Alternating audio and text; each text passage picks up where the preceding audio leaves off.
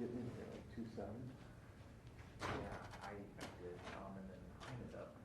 I might still look a little blue, so I just went to my preset.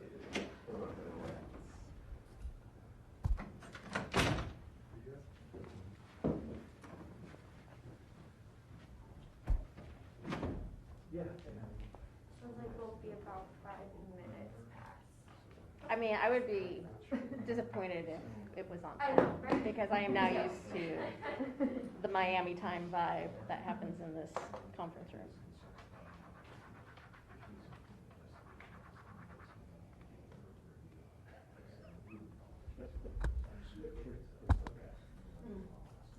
The pre-runner release, but now it's not ready, so we have to use the last one to report back for the weekend. I did the last one and I was quoted in it, and of course I couldn't quote myself in the story, so. You should have quoted yourself with abandon. I have a lot of things to Oh, say. they cut it, oh my gosh. We should just be going live. It's not like we're full or busy or anything. Oh, well.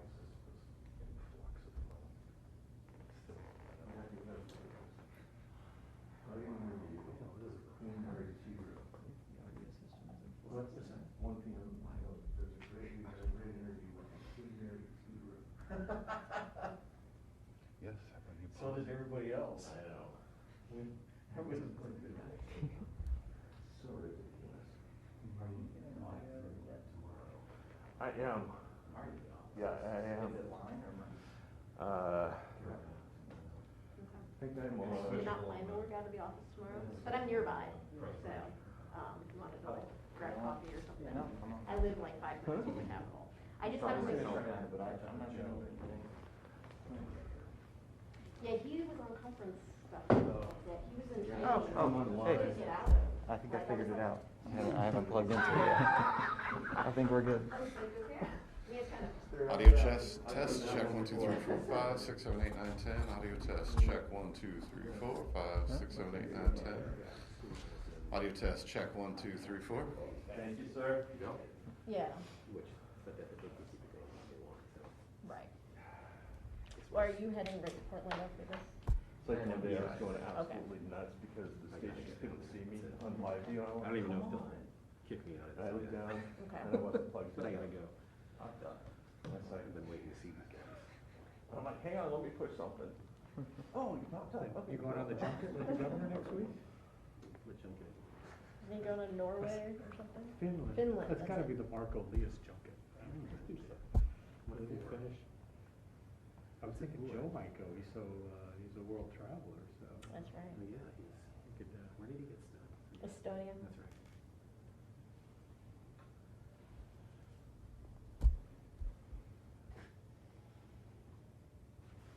You did see Judy's thing, right? The question. Yeah, I just let him know that, to let the governor know I'm asking about it.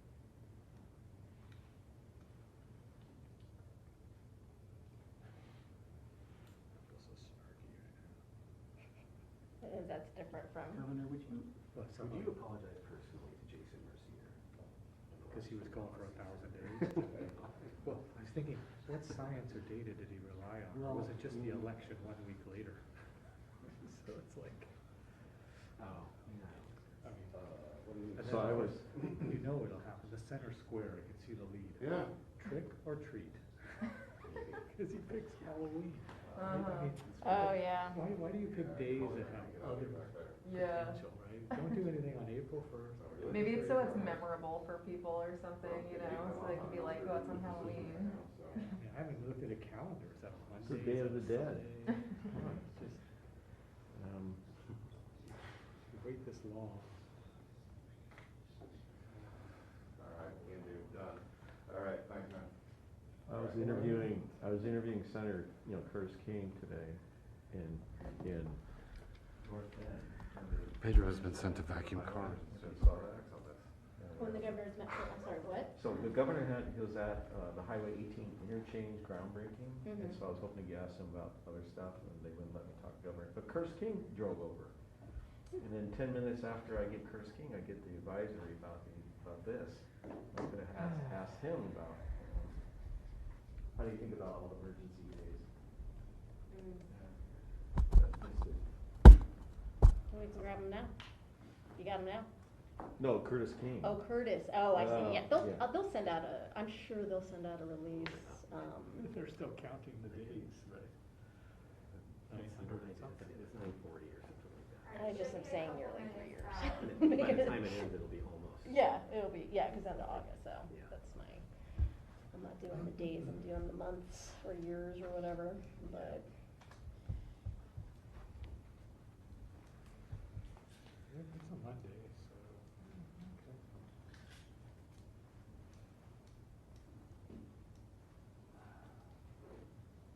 Maybe how the governor's offices, they do the costume thing at the mansion, maybe there could be a theme, what would be the theme for the last day of the statewide emergency Halloween party for the children theme?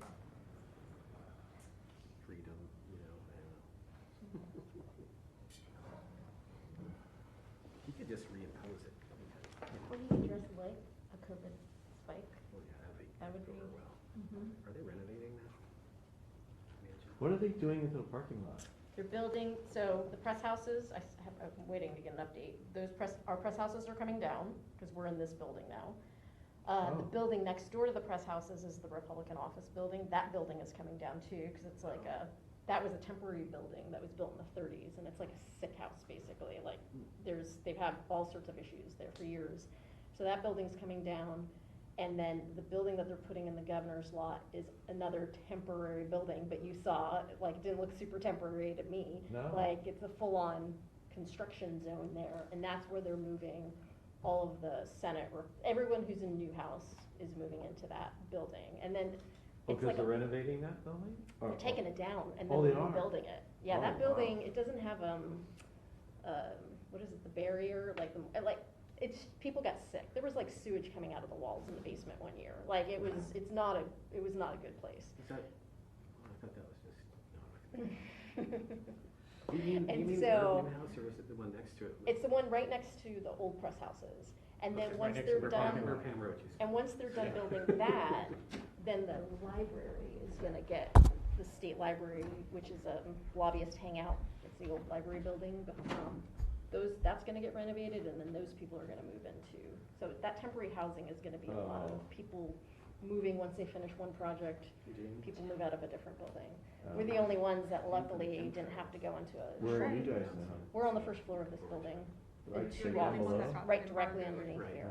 So, And this is where we started, back when the Capitol first opened. The press force started in this building, and then we got moved to the insurance building, then we got moved to the press houses. We were in the press houses for 40-something years. I remember at Wilcoma, didn't we have a little booth right there? Bob Turner had an office Up there in the. Mhm. Yeah, the TV guys were upstairs, and then there was an AP office and a UPI office.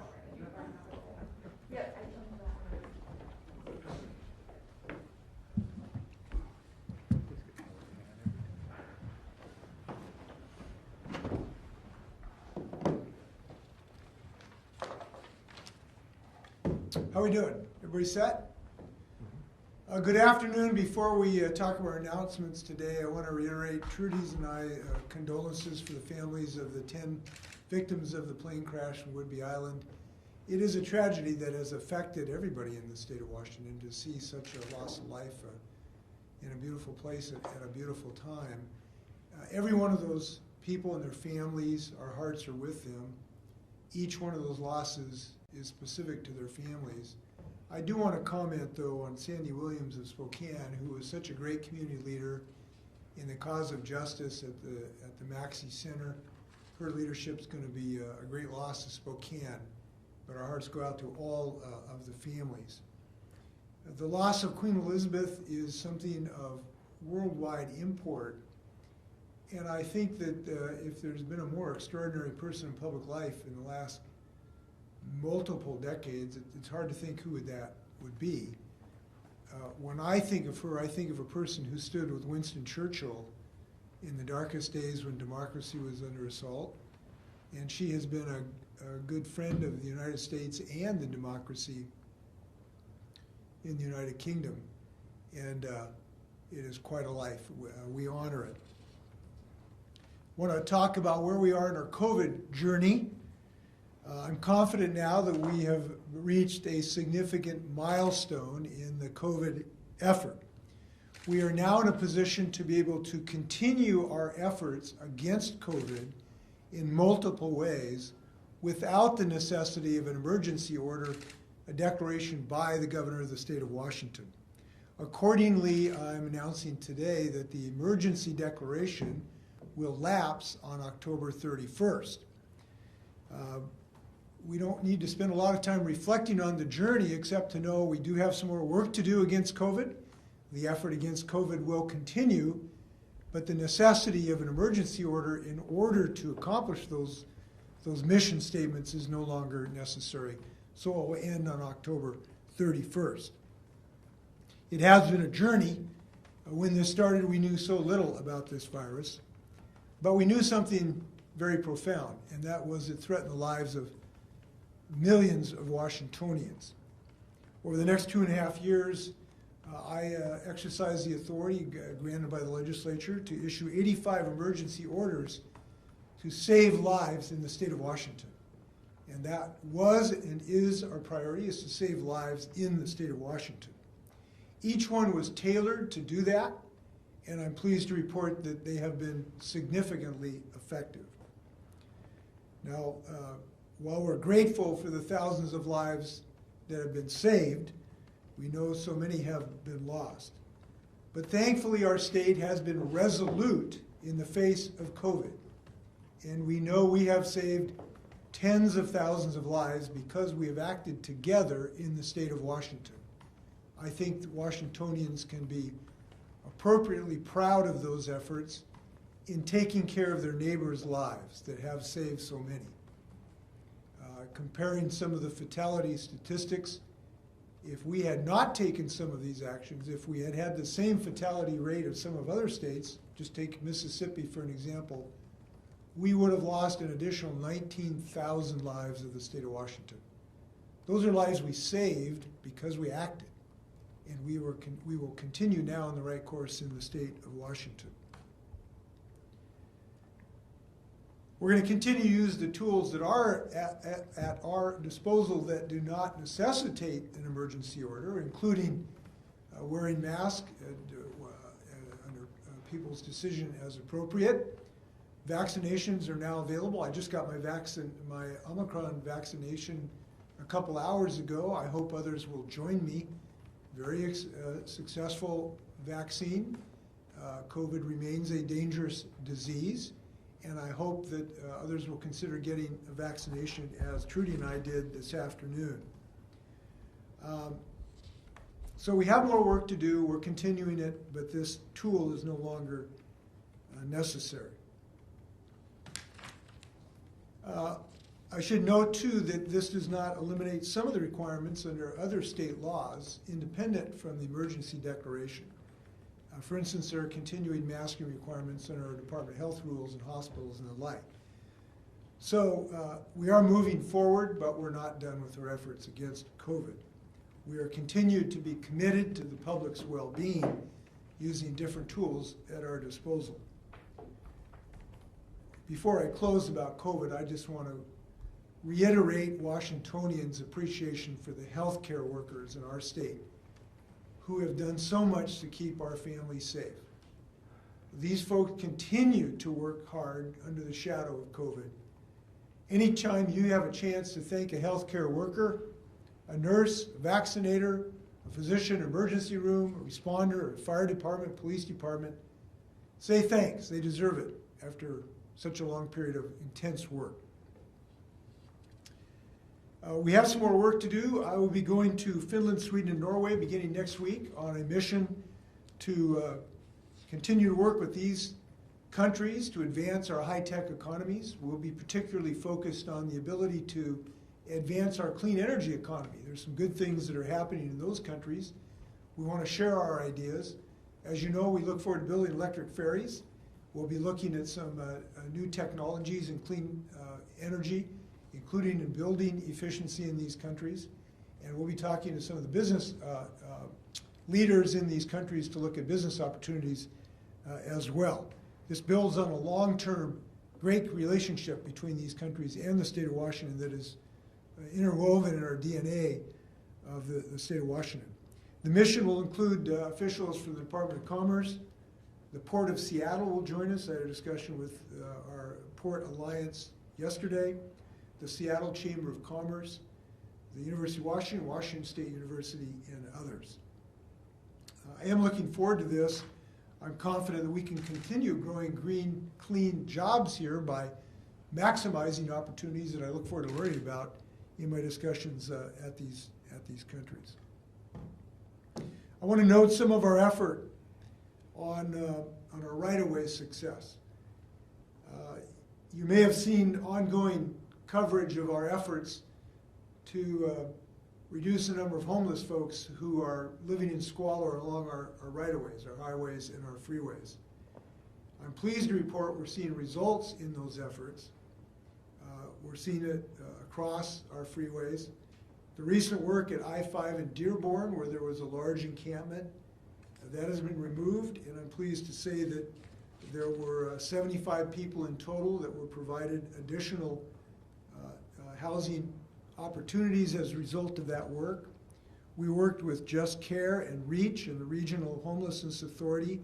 Nearly every resident was connected with an alternate and safer and hygienic place to live, and reduce the squalor and the danger associated with people camping on our right-of-ways. I've seen that up and down the I-5 corridor. Those efforts are going to continue. I want to thank the State Patrol, the Department of Transportation and Commerce, the King County Regional Homelessness Authority. Seattle Mayor Harrell has been leading this, and Executive Constantine. People are working together on this. We need to continue to work this effort. It's very important work. With that, happy to stand for your questions. Governor, when North Carolina's governor lifted their state of emergency just last month, it was lifted in a matter of days. So why wait until October 31st here? Well, we have, I am pleased that, we've rolled back 70 out of 85 already, but there are some that we need to continue for a period of time to allow people to get their work done. For instance, one that comes to mind is that we gave hospitals 90 days to come into compliance. We gave them advance notice of this so that they could have some time to come into compliance with the existing rules that we had waived. For instance, in my emergency order, in order to have staffing in our hospitals, which we needed, we had to waive some of the requirements regarding certification and training. Well, the hospitals needed some time to get their people trained and certified. Those 90 days are up, I think, October 27th. So as soon as we get that job done, this emergency order will not be necessary. And as for the Department of Health mask order, can you talk a little bit about what you foresee with that? I mean, is that going to be an indefinite sort of order moving forward? Is there some sort of litmus test that you're looking for, that the Department of Health is looking for on reevaluating that? I have not had any recent discussion about that with our Department of Health, so I would refer you to the Department of Health on that question. We haven't had any recent discussion about changing that one way or another, so I'll ask the doctor to field that question, if that's okay. Governor, why now? I mean, after 900 plus days, you've received criticism for not lifting your emergency orders. What was the metric that made you do it now? Multiple things, and I may note that this is not like a curtain coming down on a play. We have over time reduced, I think of the 85 orders, we've eliminated, I think, 70 plus. So we've been doing this as time has gone on. Every one that no longer was necessary, we've removed them. So the vast majority have been removed already.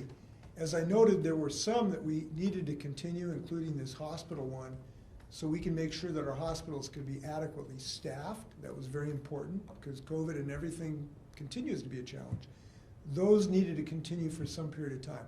But we now believe we can eliminate the need for this and move forward. Obviously, the world has changed so dramatically in the last several months. We now have a vaccine that's available to virtually almost everyone. We have an Omicron vaccine, which is now available, which I just got a couple hours ago. So we now have all these new tools. We have better medical treatment. People now have the ability, to a significant degree, to protect themselves. we've made those available so people can use them. So the world has changed, and now we can move forward in a different way.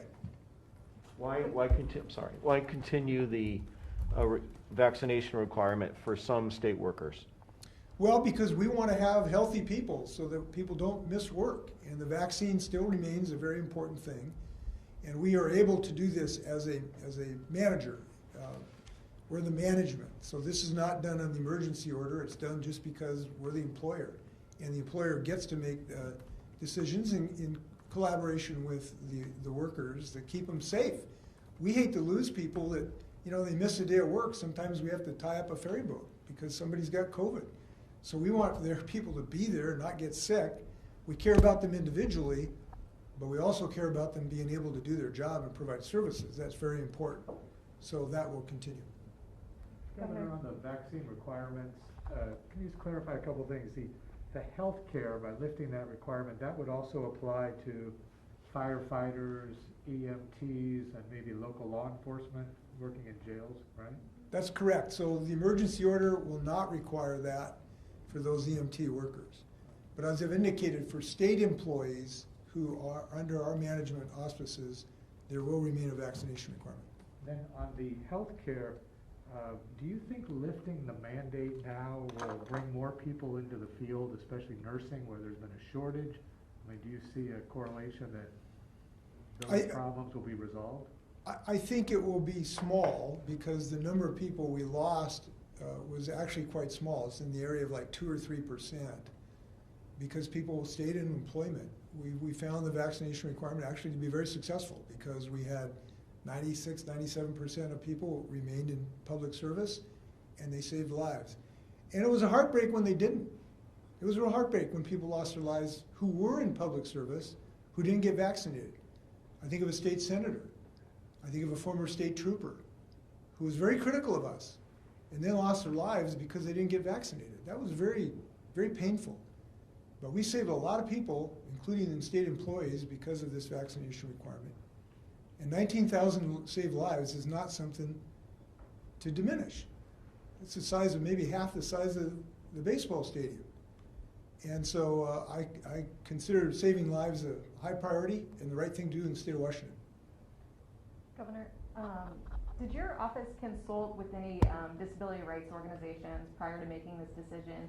And are you worried that ending the vaccine requirements for healthcare workers will put vulnerable people at more risk?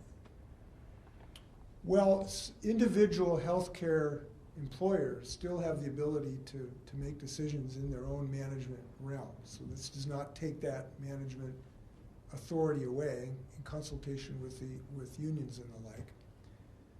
I don't know, I mean, I personally did not talk to Disability Rights Organization. I'll have to get back to you to see whether our staff had any conversations in this regard. But I think we have been sensitive to people's needs throughout this. It's one of the reasons we exercise this. And we are not done. There are some other policy issues. For instance, I think the legislature will need to consider a statutory requirement or protection for employees that if you want to wear a mask, you can't be punished for wearing a mask, for instance. That's something I will recommend to the legislators. So there is going to be more policy discussions going forward. Yeah, I'm a little confused on the state employee vaccination mandate going forward. My understanding is, correct me if I'm wrong, that the requirement still remains in that people had to get the COVID-19 vaccines, but that the boosters are now voluntary, but you're looking at incentives, is that correct? Correct. We're moving to an incentive-based effort on the boosters, but you will have to have a vaccine to be in state employment, including new employees. But does that mean, they got the vaccine, a year ago, is it still effective? That would fulfill the obligation, and we then would count on our incentive programs to incentivize them to go with the booster requirement. With the employees who were fired or quit because they wouldn't get the most up-to-date vaccine at the time, that's a different treatment, isn't it, of the employees going forward who work for the state? So I'll try it again. To be in state employment, you will have to have a vaccine against the COVID. Whether it was early or late, you will have to have had a vaccine. That does not necessitate that it be the booster. We will use the incentive program to incentivize people to get the booster because it's effective and it's safe. And I hope people will use it. but we'll use an incentive program rather than the requirement. You know what those incentives might be?